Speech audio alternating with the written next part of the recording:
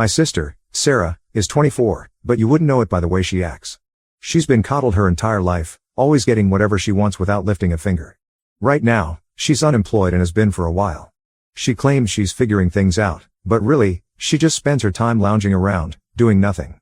Despite this, she's decided that she needs a new apartment, something fancy, in a nice part of town. Of course, she has no savings or income to afford it.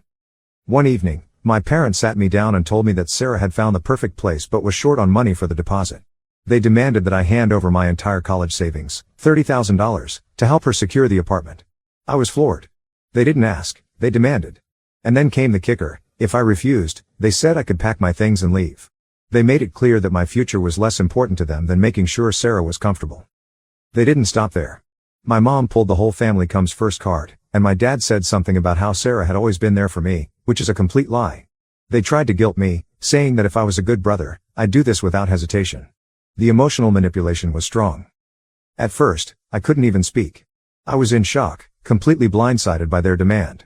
I asked them how they could possibly think it was fair to take everything I'd worked for and give it to Sarah, who hadn't lifted a finger to help herself. My dad just shrugged and said it was about keeping the family together.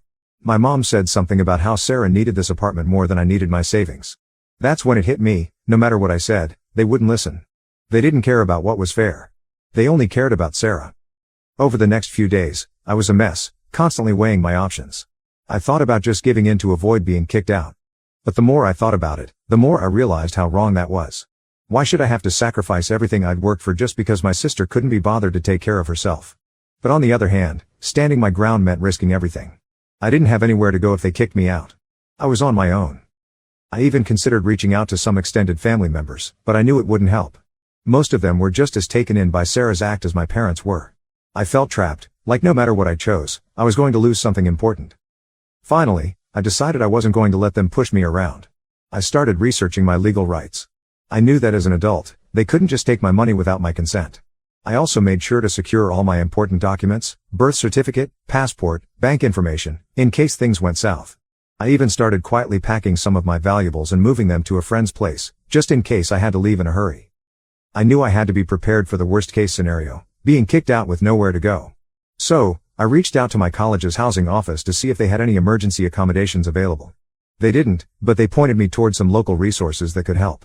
It wasn't much, but it was something. When I finally confronted my parents, I was firm. I told them there was no way I was giving up my savings, and that if they really wanted to kick me out over this, I was ready to leave. My dad got furious, accusing me of being selfish and ungrateful. My mom started crying, saying she couldn't believe I was willing to tear this family apart over a little money. If it was really little money, why don't they pay for it then? Sarah, of course, threw a tantrum. She screamed about how I was ruining her life and how I didn't care about her happiness. My parents just stood there, glaring at me, waiting for me to back down. But I didn't. I told them that if they wanted me gone, I'd be out by the end of the week. The next few days were hell. My parents barely spoke to me, and when they did, it was only to throw more guilt my way. My mom started giving me the silent treatment, while my dad resorted to making snide comments every time I was in the room. Sarah refused to even look at me, as if I'd personally betrayed her. They kept up with the threats and emotional blackmail, trying to wear me down. Despite the hostile environment, I kept preparing to leave. I secretly moved the rest of my valuables to my friend's place and made arrangements to stay with them temporarily if needed. I also reached out to some other friends, letting them know what was going on. They offered their support and even suggested I look into legal action if things got worse. The breaking point came one morning when I found out that my parents had tried to access my bank account. They thought they could just take the money and deal with the fallout later. But I was one step ahead of them. I'd already emptied the account and closed it. When they realized what I'd done, they were livid. My dad yelled at me, calling me ungrateful and saying that I was destroying the family. My mom just cried and kept asking how I could do this to them. But I didn't back down. I told them that they'd crossed a line and that I was done being their scapegoat. If they wanted me out, I'd leave, but they weren't going to get a single cent of my money. I knew that leaving quietly would just let them spin the story however they wanted, so I decided to take control of the narrative. I posted a detailed account of what had happened on social media. I included everything: how they'd tried to force me to give up my savings, the threats, the emotional manipulation.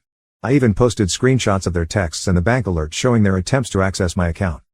To make sure the message got across, I tagged not just my parents and sister, but also some of their friends and extended family members.